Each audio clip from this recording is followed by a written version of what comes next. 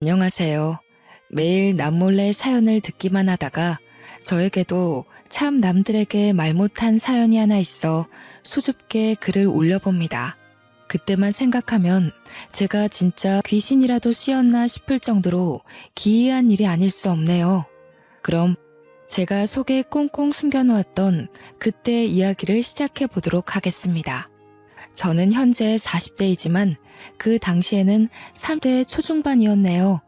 어릴 때부터 기독교 집안에서 자란 터라 종교 강요를 당하며 살아왔습니다. 할아버지께서 목사님이셨던 터라 온 가족이 꼭 주말에는 예배를 드리러 교회에 가야 했어요. 어릴 때야 친구들 만나는 게 즐거워서 교회 가는 거에 불만이 없었지만 조금 크고 나니 왜 교회에 다녀야 하는지 이해가 잘 안 가더라고요. 중학생이 된 이후부터는 하늘에 신이 도대체 어디에 있다는 건지, 신이 있다면 왜 제 시험 성적은 바닥을 치는지 의아하고요. 그러다 할아버지가 돌아가시게 된 이후로 저는 교회 근처에도 가지 않게 되었습니다. 저는 무교나 다름없다 생각하면서 지냈어요. 고등학교, 대학교 전부 무사히 잘 졸업하고 나서도 매주 교회에 나가는 부모님을 보고 좀 이해하기 힘들다 싶기도 했지만 저에게 종교 강요를 예전처럼 하지 않으니 그런가 보다 했습니다. 그러다 취업을 하게 되었고 신입사원이라는 직함을 달고 저는 정말 열심히 일을 했어요. 신입이니 모르는 거 투성이었죠. 그럴 때마다 제 옆자리에 앉은 사수님이 저에겐 신이나 다름없었습니다. 제가 틀리는 부분 하나하나를 친절하게 설명해 주시면서 가르쳐 주셨거든요. 분명 같은 부분에서 실수가 나면 화를 내기 마련인데 정말 무슨 부처님처럼 다시 한번 설명을 해주셨어요. 제가 일에 대한 이해도가 생길 때까지 한 번도 짜증내지 않고요. 사회 초년생이고 나이도 어리다 보니 그때는 어리숙한 저에게 하늘 같은 사수님이 참 듬직하고 멋있어 보이더라고요. 물론 지금처럼 때 묻은 나이였다면 사수고 나발이고 사내 연애에 대한 감정이 싹트지 않았을 테지만요. 그때 저는 제 사수보다 멋있는 남자를 본 적이 없었습니다. 괜히 커피를 사다 놓기도 하고 사탕 같은 간식거리를 하나씩 쥐어드리면서 말도 붙여보고요. 서툴게나마 제 호감을 표시하기도 했었죠. 그럴 때마다 사수님께서는 부담스러워하지 않고 받아주셨어요. 저는 용기를 내서 고백을 했고 사수님 또한 제 마음과 같았는지 저를 받아주셨습니다. 저희는 주변 사람들의 응원을 받아가며 사랑을 키웠고 결국 결혼까지 꼴이 나게 되었습니다. 프로포즈 받은 날은 정말 아직도 선명하게 기억이 나네요. 품에 안기지도 않을 만큼 큰 꽃다발과 하늘로 향해 올라가는 풍선들 사이에서 웨딩 반지를 받게 되었을 때 감정을 채 느끼기도 전에 눈물이 흐르더라고요. 얼마나 감동적이었는지 모르겠어요. 그렇게 예비 남편과 저는 평생을 약속했고 제일 떨렸던 시어머니와의 첫 만남을 하게 되었습니다. 결혼을 약속한 사이이기 때문에 잘 보이려고 얼마나 애썼는지 모르겠어요. 어른들이 좋아한다는 투피스 정장에 한우 세트를 사들고 시댁에 방문을 했고 인사를 드리게 되었습니다. 그런데 약간 느낌이 이상했어요. 그냥 형식적인 자리라고 생각했는데 저에게 너무 많은 질문을 하시더라고요. 약간 취조당하는 느낌이 들 정도로 말이에요. 저는 솔직히 그런 분위기에 너무나도 당황했고 남편 될 사람은 익숙하다는 듯 행동했습니다. 질문이라고는 별거 없긴 했었지만 이런 것까지 물어본다고 싶은 것들도 꽤 많았어요. 그래서 나이가 어떻게 된다고? 1980년 몇 월 며칠? 태어난 시간은 알아? 어렸을 때 어디 살았니? 이름에 들어가는 한자 획수가 몇 개인지 알고 있어? 태어날 때 처음 입었던 옷 색깔은 알고 있니? 얘, 손 좀 내봐라. 네 손금 좀 보자. 호구조사로 시작된 질문은 점점 산으로 가는 것 같은 느낌을 받게 했습니다. 저는 제가 다 알지도 못할 질문들이 이어지자 너무나도 당황했고요. 나중에는 저에게 처음 앞니가 빠진 날짜가 언제인지 물어보시더라고요. 아니 세상에, 자기 앞니가 빠진 나이도 기억이 가물가물한데 날짜까지 기억이 날 리가 있나요? 제가 도저히 생각이 안 난다고 얼버무리니 인생사가 얼마나 중요한 건데 제 앞니 빠진 날짜도 모르냐고 타박을 하시더라고요. 저는 시어머니께 본인 앞니 빠진 날짜는 알고 있냐고 되묻고 싶었지만 꾹 참았습니다. 저는 도무지 이해를 할 수가 없었죠. 그날 기분은 별로 좋지 않았습니다. 결혼에 관한 이야기보다는 별 쓸데없는 이야기만 잔뜩 나누고 돌아왔다고 생각했고 저를 마음에 들지 않아 하신다고 생각했거든요. 예비 신랑이랑 이야기를 나누어 보니 신경 쓰지 말라는 무성의한 대답만 돌아왔고요. 하지만 제 예상과는 다르게 상견례 날짜를 잡자는 예비 시어머니 연락이 왔고 어영부영 저희 가족도 상견례 자리를 마련하게 되었습니다. 처음 배웠던 날 이상한 질문들이 오갔기 때문에 내심 걱정되는 자리이긴 했지만 정신만 똑바로 차리면 호랑이 굴에서도 도망칠 수 있다고 하잖아요. 그래서 저는 결혼에 대한 이야기를 확실하게 할 수 있도록 준비를 했습니다. 상견례 자리에서는 무난했습니다. 다른 자리와 비슷하게 신혼집에 대한 이야기와 결혼식 준비에 대한 이야기를 나누게 되었어요. 제일 중요한 건 역시 서로 얼마를 준비할 수 있느냐 하는 돈 문제에 관한 이야기였죠. 예비 시댁이나 저희 가족들이나 전부 돈에 있어서는 이견 없이 준비를 할 수 있게 대화가 오갔기 때문에 저나 예비 신랑이나 전부 한시름 났어요. 하지만 예상치 못한 일은 결혼식 날짜를 정하는 일에서 생겼습니다. 신혼집은 애들이 원하는 위치에 잡기로 했으니 결혼식 일정은 제가 잡겠습니다. 제가 좀 알아봤는데 애들 합이 딱 맞는 날이 있다고 하더라고요. 길일이라 하면 저희도 좋죠. 사돈 어른께서 아주 시원시원해서 좋습니다. 12월 둘째 주 수요일이 딱이라고 하더라고요. 순간 상견례 자리에서 정적이 흘렀습니다. 토요일도 일요일도 아닌 수요일이라뇨.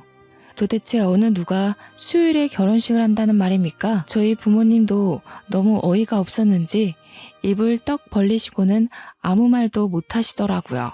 저는 시어머니께 수요일에 결혼을 하라는 말씀이신지 다시 한번 여쭈어봤습니다. 그러자 시어머니는 저에게 당연하다는 듯 이야기를 하셨습니다. 그날이 딱 좋은 날이라고 하더라고요.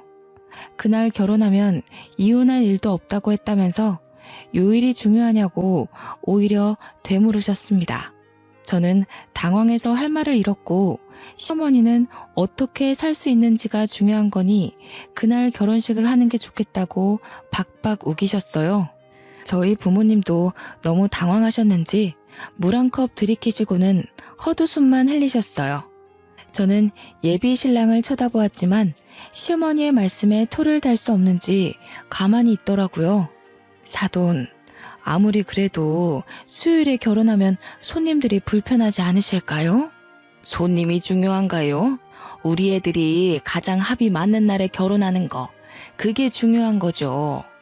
아무 날이나 결혼하는 건 옛날 풍습에도 맞지 않고요. 손님을 조금 포기해도 애들이 잘 살 수 있는 날 결혼하는 게 가장 중요하죠.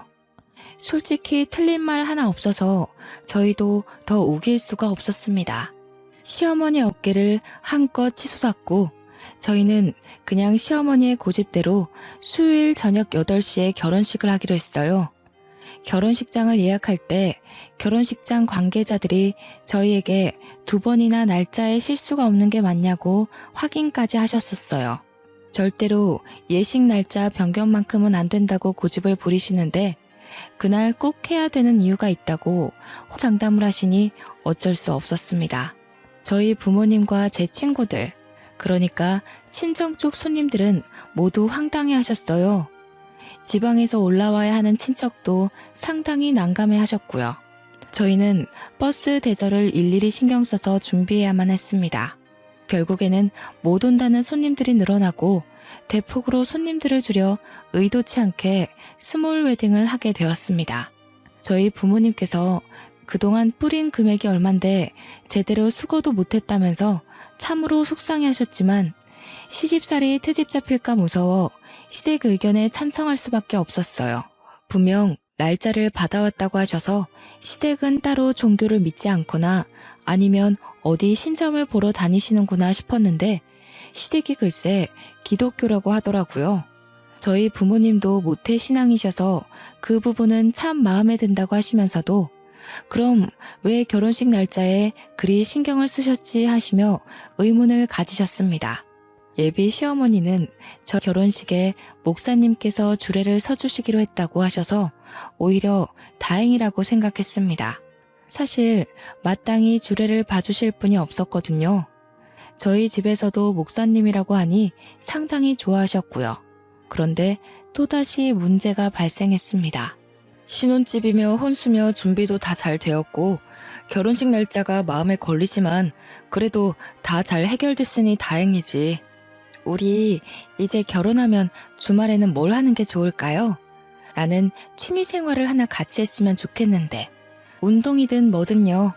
그러자 남편은 저를 빤히 쳐다보더니 약간 곤란하다는 듯이 말을 이어나갔습니다. 주말에? 주말에는 교회 가야지. 우리 어머님 소원이 며느리랑 같이 교회 다니는 거였거든. 토요일이나 일요일 오후에는 둘이 놀러 다니거나 취미생활 하는 거 다 좋은데 일요일 오전에 교회는 꼭 같이 갔으면 좋겠어. 저는 미리 정해진 이야기가 아니었기 때문에 또다시 당황스러워 말을 잇지 못했습니다.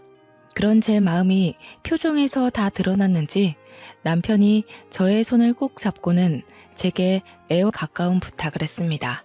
우리 어머니께서 정말 신실하신 기독교 신자야. 그래서 교회를 오래 다니시기도 했고 온 가족이 교회에 가서 예배드리는 걸 평생 꿈꿔오셨어. 며느리가 생기면 같이 손잡고 예배 보고 밥도 먹고 하고 싶다고 하셨고 내가 나머지 시간에 당신이 스트레스 받지 않도록 잘할게.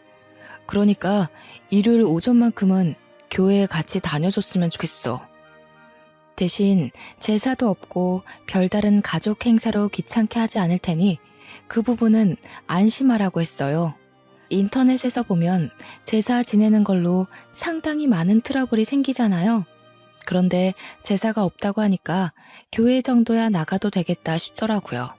한평생 소원이라고 하셨다는데 못 들어줄 이유가 없다고 생각했고요.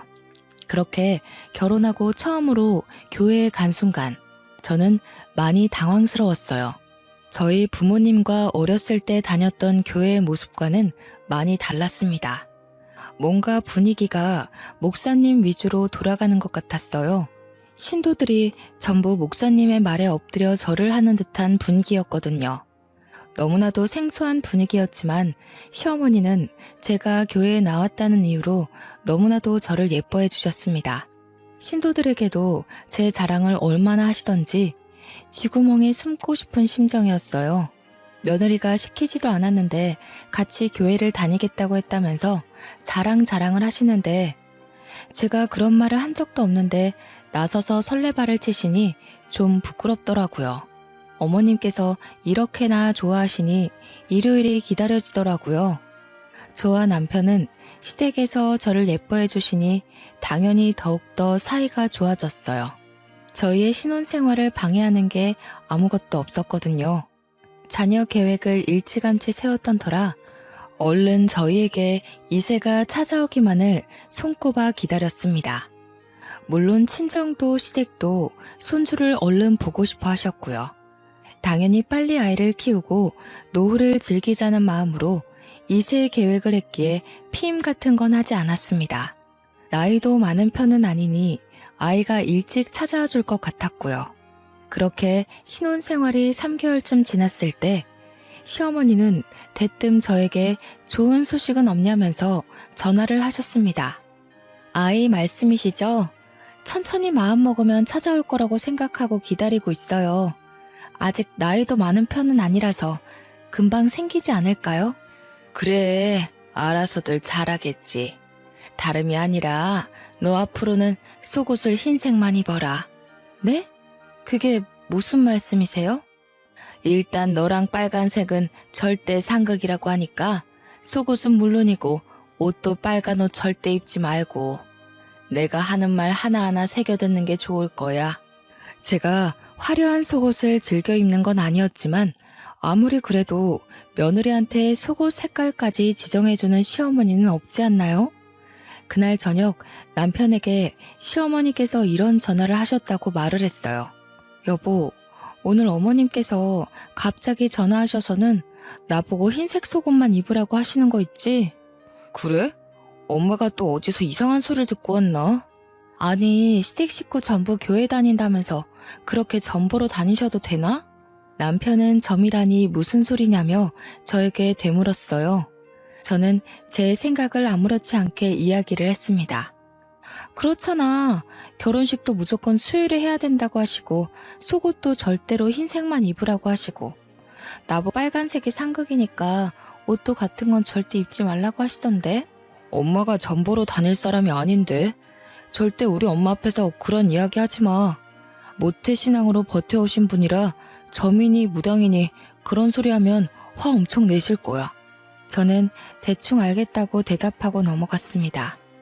모태신앙이라면서 전보로 다니는 시어머니도 이해가 안 갔지만 남편 또한 저런 소리를 들었다는데 시큰둥한 반응이라 이해가 가질 않았어요. 그렇게 또 바쁜 한 주가 지나가고 시어머니와 함께 예배를 드리고 시댁에서 밥이나 먹자고 하길래 따라갔습니다. 화장실이 가고 싶어서 시아버지와 남편이 잠시 밖으로 담배 피러 간 사이에 화장실에 들어가 변기에 앉아 있는데 갑자기 문이 덜컥덜컥 하더라고요. 어머님이 급하신가 싶어서 저 화장실에 있다고 소리를 쳤는데 갑자기 문이 확 열렸어요. 아, 어머니, 저 있다니까요. 제가 너무 놀라서 급하게 가릴 부분만 가리고 어머님께 소리를 쳤는데 저를 빤히 보더니 갑자기 화를 내시더라고요. 저는 놀래서 어머님을 밀어내고 화장실 문을 다시 잠갔어요.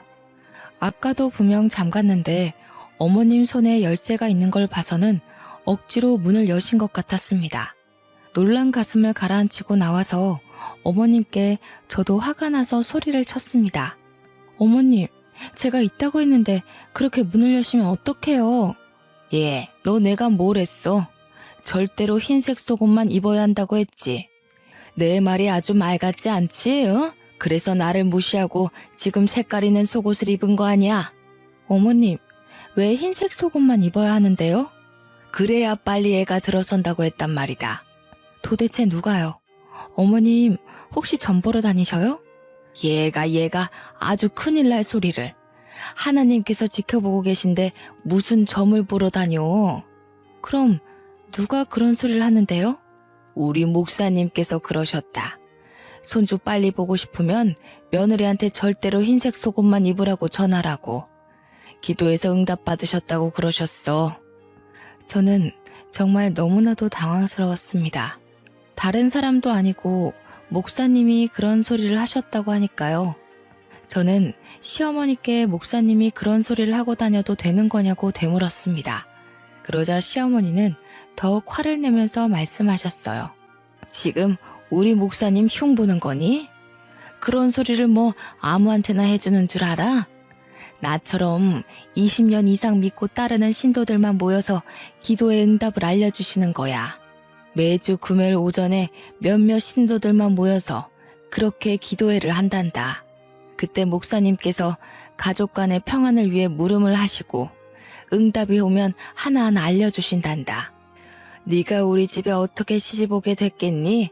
다 목사님께서 며느리를 받아야 한다고 응답을 받으셨기 때문이지. 어머님, 이게 다 무슨 말씀이신지 모르겠어요. 저와 오빠가 서로 사랑해서 결혼하게 된 거지 목사님이 점 찍어주셔서 결혼한 게 아니에요. 너를 집안에 들여야 부흥이 된다고 했다고. 그 말이 얼마나 대단한 말인지. 너 딱 시집 온 날부터 너네 시아버지 사업이 술술 풀리기 시작했잖니. 지금 거래처가 2배로 늘어나서 너 시집 오기 전보다 딱 매출이 4배가 올랐어. 그래서 지금 목사님 말 때문에 저한테 흰색 속옷만 입으라고 하신 거예요? 2년 동안 잠잠하던 사업이 갑자기 부흥한 것도 그렇고 그동안 우리 집안의 대소사를 전부 목사님께서 응답을 받으시고 해결해 주셨다니까. 아가, 네가 건강한 거 다 알지. 근데 임신은 하늘에서 아이를 내려주셔야 하는 거 아니겠니? 속는 셈 치고 딱 흰색 속옷만 입고 지내봐라. 응? 그 뒤로 저는 속는 셈 치고 시어머니의 말씀대로 흰색 속옷을 입었어요. 그러자 정말 3개월 만에 임신이 된 거예요.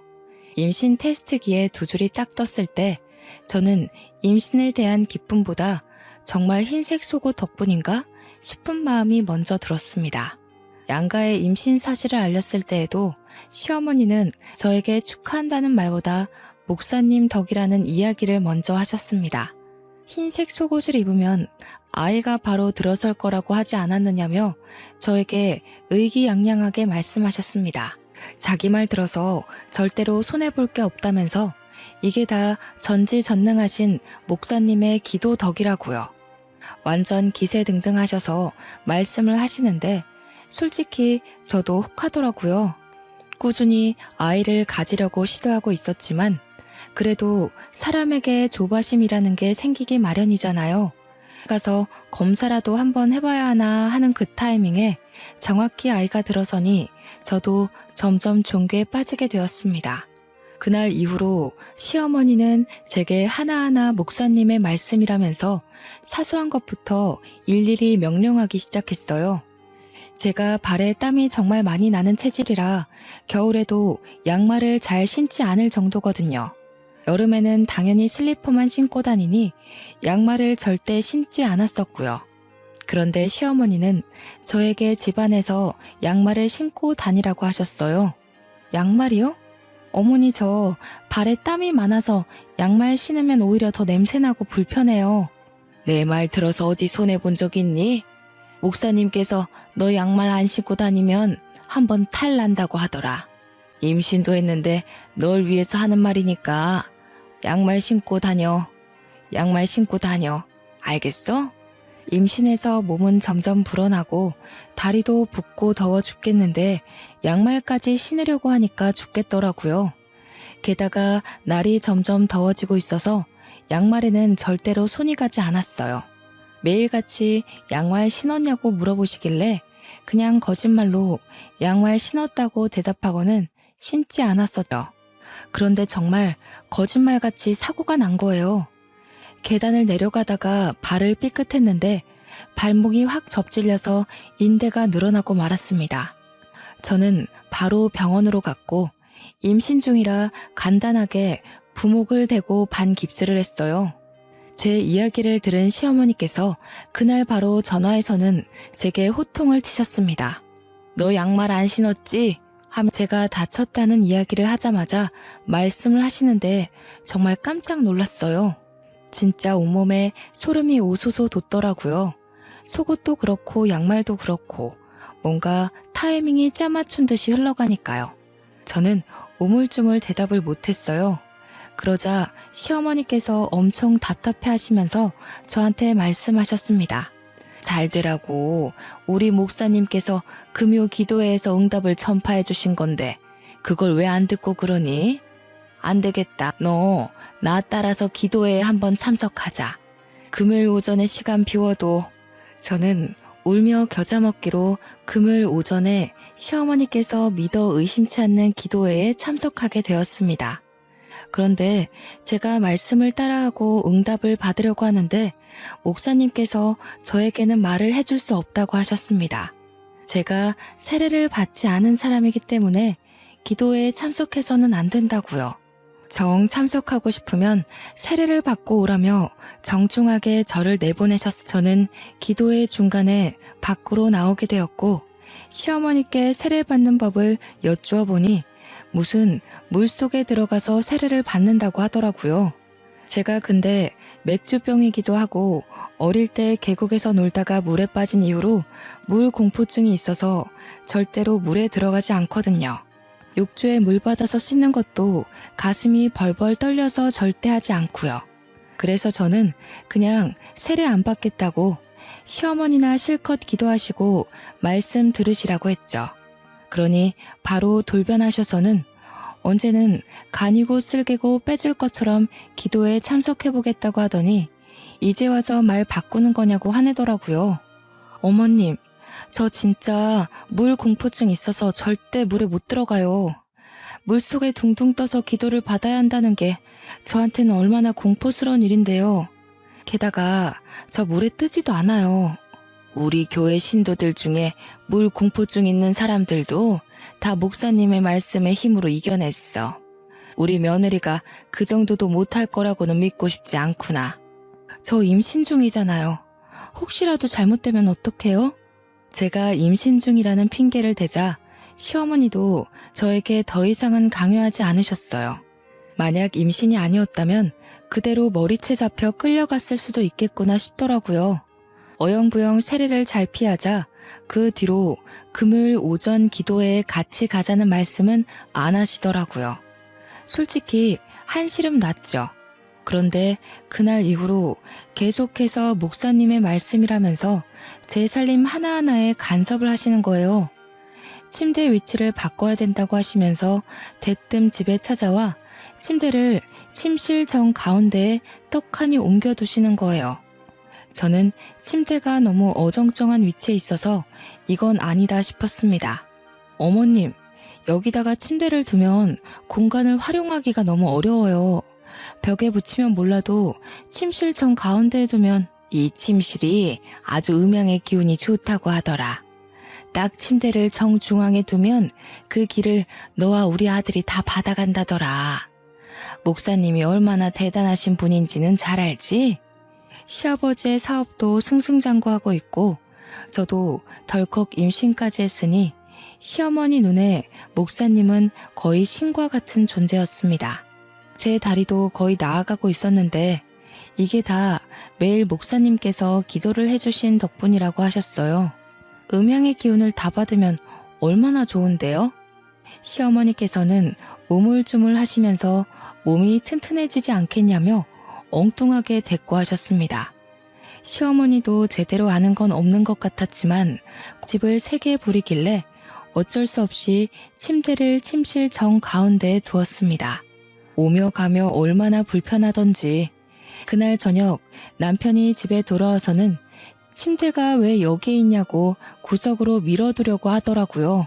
평소 같았으면 남편이 하는 일이니 시어머니도 별 말씀 못하겠지 싶어 냅두는데 이상하게 그날따라 시어머니의 말씀이 자꾸 귀에 맴돌았어요. 몸이 튼튼해질 거라는 말이요. 제 뱃속엔 아이도 있었으니까 왠지 그 기운이 받고 싶어지더라고요. 그래서 그냥 내버려 두자고 했습니다. 침대 모서리에 다리를 찢기도 하고 공간을 애매하게 차지하는 바람에 화장대도 치워야 했지만 적응하면 괜찮겠지 싶었어요. 그런데 남편이 퇴근길에 큰 교통사고가 났다는 거예요. 저는 교통사고가 났다는 소식에 놀래서 휴대폰도 두고 택시를 타고 병원에 갔어요. 그런데 우리 남편이 응급실 침상도 아닌 의자에 멀뚱멀뚱 앉아있더라고요. 저는 너무 놀래서 막 달려가 남편의 이곳저곳을 살펴보았습니다. 너 다친 데가 하나도 없어. 차는 거의 폐차 지경이라면서 다친 데가 어떻게 없어. CT랑 MRI 같은 것도 다 촬영해봤어? 아니, 그걸 촬영할 필요도 없을 거래. 의사가 와서 이곳저곳 다 보더니 아무런 이상이 없다네. 레카 차량 기사가 에어백이 잘 터져서 아무 문제 없는 것 같다고 하긴 했는데 차량이 전부 흡수했다고. 저는 그때 갑자기 시어머니께서 침대를 정중앙에 두면 몸이 튼튼해진다고 했던 그 말이 떠올랐어요. 팔에 소름이 우소소 돋으면서 그때부터 정말 절실하게 시어머니의 말씀을 믿게 되었습니다. 누구보다 열심히 교회에 나가서 봉사를 하고 목사님의 말씀 하나하나를 귀 기울여 듣게 되었어요. 시어머니는 그때부터 저에게 과한 것들을 요구하기 시작했지만 저는 군소리 없이 전부 따르게 되었습니다. 믿어서 손해볼 일은 단 한 번도 없었으니까요. 예, 오늘 기도 말씀에서 옷장에 옷을 전부 뒤집어서 걸어두라고 하더라. 안쪽에 붙은 택이 바깥에 오도록. 그래야만 네가 진통을 오래 안 겪고 아이를 낳을 수 있대. 저는 그 이야기를 듣자마자 옷장에 있는 옷을 전부 꺼내서 뒤집어서 옷걸이에 걸어 놓았어요. 꼬박 3시간이 걸리는 일이었지만 옷장에 옷을 다 뒤집어 걸어 놓으니 마음의 안정이 찾아오더라고요. 아이를 낳을 시점이 다가오고 있어서 그런지 배가 살짝 뭉치는 느낌이 들었지만 그래도 순산할 수 있다고 하니 기분은 나아지더라고요. 그렇게 한 달이 지나고 진통이 찾아왔고 저는 양수가 터진 상태로 급하게 산부인과에 입원을 하게 되었습니다. 보통 첫 아이를 낳을 때 10시간 이상 진통을 한다고 했고 자궁문도 천천히 열린다는 이야기를 들어서 만발의 준비를 했어요. 그런데 산부인과에 입원한 지 얼마 안 되어 내진을 했는데 간호사분이 급하게 의사 선생님을 호출하더라고요. 출산 진행이 빠르게 되어 이미 자궁문이 9cm 열렸다는 이야기를 해주셨어요. 저는 정신이 없는 상태로 무통주사도 맞지 못하고 바로 출산을 할 준비를 했습니다. 분만실에 들어가 힘주라는 소리를 듣고 힘을 빡 주었는데 뭔가가 쑥 하고 빠져나오는 기분이 들었어요. 그러면서 진통이 싹 사라지더라고요. 첫 분만에 이렇게 빠르게 출산한 산모도 드물다면서 고작 4시간밖에 걸리지 않았다고 의사 선생님께서는 저를 칭찬해 주셨음. 제 품에 아이를 안겨주시는데 너무나도 감동이었어요. 친구들은 12시간, 길게는 40시간도 진통을 했다는데 저는 정말 4시간 만에 아이가 쑥 하고 나왔어요. 회복도 어찌나 빨랐던지 후배아리도 없이 바로 걸어다니고 밥도 먹고 할 거 다 하면서 퇴원했습니다. 조리원으로 이동하는 내내 시어머니께서는 다 옷장에 옷을 거꾸로 걸어둔 덕분이라고 하셨어요. 저도 정말 신의 뜻대로 하니 아무 어려움 없이 출산을 마치는구나 싶었습니다. 조리원에 도착해서 2주간 푹 쉬려고 하는데 시어머니께서 또 한 번 신신당부를 하시더라고요. 목사님께서 그러시는데 절대로 고춧가루를 먹으면 안 된다더라. 아이한테 아토피가 생길 수 있다고 하니까 절대로 고춧가루를 먹지 마. 저는 고개를 끄덕였습니다. 하지만 평소에도 매운 걸 정말 좋아하는 제가 고춧가루를 끊으려니 너무 힘들더라고요. 조리원에 들어온 3일차에 저도 모르게 김치를 먹고 말았어요. 그러고 아이를 보러 내려갔는데 아이의 얼굴이 새빨간 거예요. 저는 우리 아이의 얼굴이 왜 이렇게 빨간색이냐고 조리원에 계신 직원분께 여쭈어 봤습니다. 그러자 웃으시면서 태열이 올라와서 그런 거라고 너무 걱정하지 말라고 하셨어요. 이러다가 금방 가라앉을 테니 로션을 잘 발라주라고 하시더군요. 하지만 저는 찝찝한 마음에 그때부터 다시 김치는 쳐다도 보지 않고 고춧가루가 들어간 음식은 손도 대지 않았습니다. 물론 아이에게 로션을 꾸준히 발라주며 보습도 해주었고요. 그러자 3일 만에 다시 아이의 피부가 가라앉더라고요. 고춧가루를 먹어서 정말 태열이 올라왔던 거구나 싶어서 저는 조리원에서 나와서도 절대로 고춧가루가 들어간 음식은 먹지 않았습니다. 그봐, 내가 고춧가루 먹지 말랬지? 지금부터는 가정의 평안을 위해 기도를 꼬박꼬박 해야 해. 그러니까 제일 안 좋다는 오후 4시 44분에 기도를 해야 된다. 기도를 매일요? 아니 어머님, 제가 그렇게까지 해야 되는 거예요? 매일 기도를 드려야 효과가 있지. 4시 44분에 무슨 일이 있어도 기도를 드려야 가정이 깨지지 않고 평안한 거야. 저는 그날부터 시어머니의 말씀대로 오후 4시 44분이 되면 아이가 울던 말던 기도를 10분간 드렸습니다. 하나님께 제 죄를 고하고 용서를 받고 성경을 읽기도 하고요. 그렇게 아이가 태어난 지 50일 정도 지났을 때 친정 부모님께서 아이가 보고 싶다고 하셔서 집으로 초대를 했어요. 그런데 엄마는 저희 집안의 모습을 보고 경악을 금치 못하시더라고요. 얘, 침실 한가운데 왜 침대가 떡하니 있니? 창가 쪽으로 밀어놓지 않고. 저는 음양의 기운이 가장 잘 받는 자리라 거기다 두었다고 대답했습니다. 제 대답에 너무 놀란 친정엄마는 그때부터 집안 구석구석을 살펴보기 시작하셨습니다. 어머니께서는 제게 옷을 왜 다 거꾸로 뒤집어 걸어 놓았느냐고 물어보셨고, 저는 아무렇지 않게 그렇게 해야지만 아이를 순산할 수 있다고 했다고 대답했고요. 그 덕에 내가 만에 순산하지 않았느냐고 덧붙였더니 어머니의 표정이 점점 굳어지셨어요. 그 뒤엔 냉장고를 열어 고춧가루가 든 음식이 하나도 없다며 무슨 맛으로 이 반찬을 먹냐고 하셨고, 저는 하나님의 뜻이라고 말씀드렸습니다. 고춧가루가 든 음식을 먹었다가 아이에게 태열이 올라 고생했다고요. 어머니께서는 저에게 무슨 사이비 종교에 빠진 거냐며 아버지께 제가 미친 것 같다고 말씀하시더라고요. 이게 다 시어머님이 다니시는 교회 목사님께서 알려주신 거예요. 양말 안 신고 다녔다가 발목 다치고 나서 얼마나 후회를 했는지. 거기다가 그 말 하나하나 들었더니 시댁 사업도 잘 되고 남편 교통사고 때도 아무 문제 없고, 고춧가루를 먹어서 태열이 오른 게 아니라 원래 신생아들은 그래. 태열이 올랐다가 가라앉고 그러는 거지. 모든 아이들이 그런 거야. 모든 아이들이 그런 거야. 그리고 애초에 임신했을 때부터 너 골반이 넓고 걷기 운동을 자주 해서 순산할 거라고 했었잖아. 물론 4시간 만에 낳은 건 빠르긴 했지만 그게 어떻게 옷을 뒤집어 걸어놓은 덕이겠니? 이서방 교통사고도 그래. 차가 충격을 다 흡수해서 이서방이 멀쩡한 거라고 했다며? 엄마, 지금 몇 시야?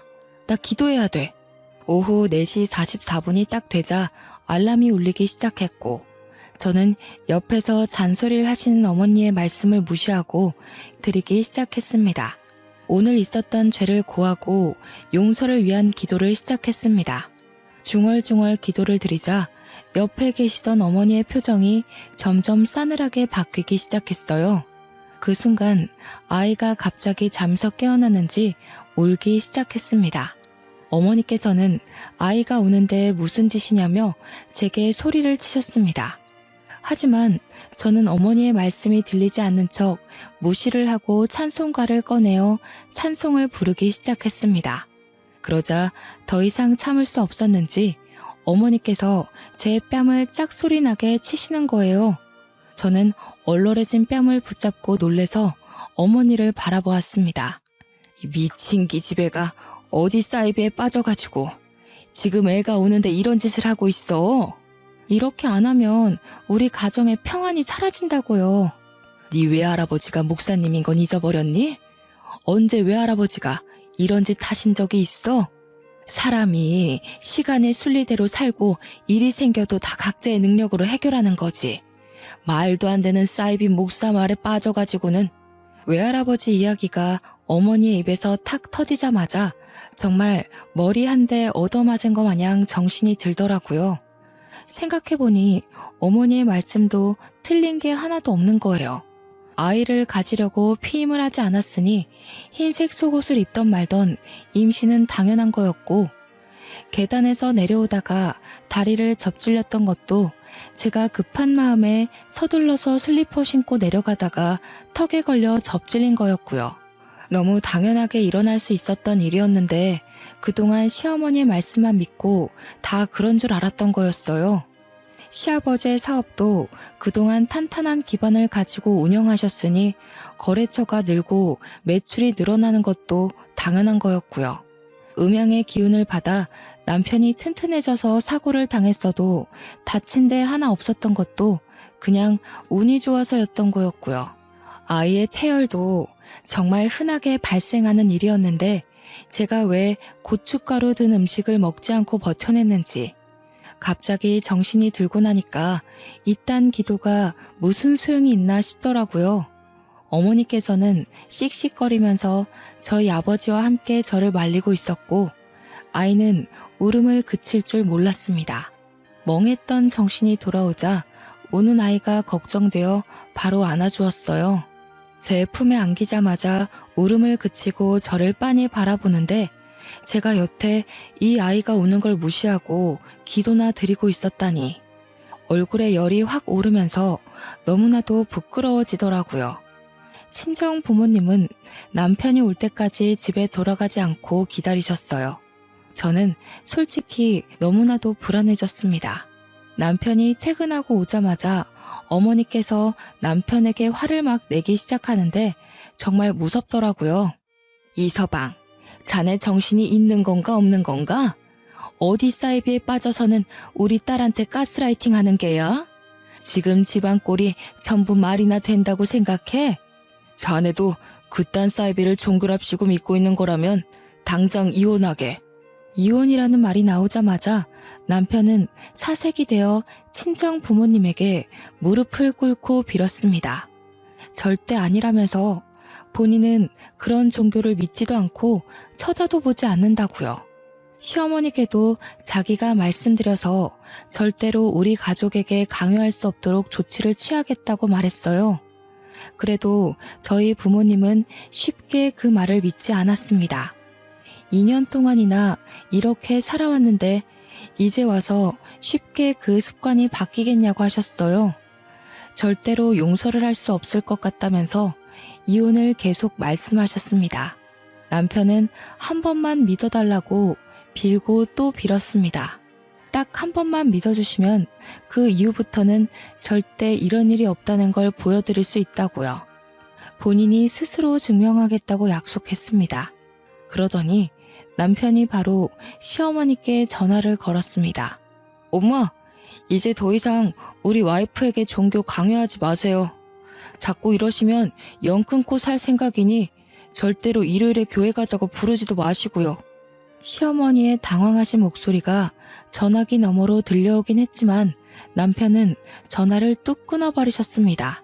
친정 어머니는 제 머리에 꽂힌 보라색 머리핀을 보더니 이것도 시어머니가 시킨 짓이냐며 머리핀을 휙 던지시더라고요. 그 순간 시어머니께서 제게 전화를 하신 건지 제 전화기가 울렸습니다. 저보다 한 발 빠르게 저희 어머니께서 그 전화를 받으셨고요. 예, 너 머리핀 안고 잤니?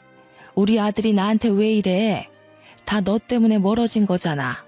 사돈어른, 무슨 개소리를 하시는 겁니까? 그딴 사이비에 빠져서 우리 딸을 어떻게 만든 겁니까? 믿고 싶으시면 혼자 믿으세요. 그쪽 목사가 아들 이혼시키고 싶답니까? 아니 그게 무슨... 애들 이혼시키고 싶지 않으면 앞으로 우리 딸 그 교회에 데려갈 생각 하지 마세요. 이혼이 정말 제대로 먹혔는지 그 뒤로는 교회 가자는 말 일절 꺼내지도 않고 이것저것 시키시던 일도 그만두시더라고요. 알고 보니 그 사이비가 이혼하면 집안 사람 모두 쫓겨나는 종교였다고 하대요. 이혼만큼은 절대 안 된다고 하니 남편이 초강수를 뒀던 거였어요. 더 이상 시어머니께서 제게 이상한 짓을 요구하는 일은 아직까지도 일절 없고 혹여라도 이혼 이야기가 나올까 무서워 제 눈치까지 보고 계십니다.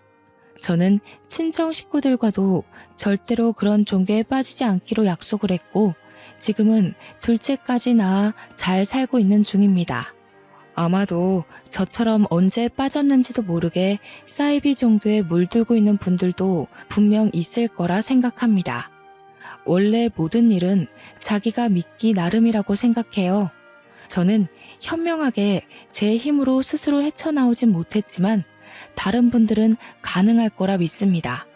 시댁에 절대 휘둘리지 말고 며느리들 모두 자기 삶을 찾도록 해요. 제 이야기를 들어주셔서 감사합니다.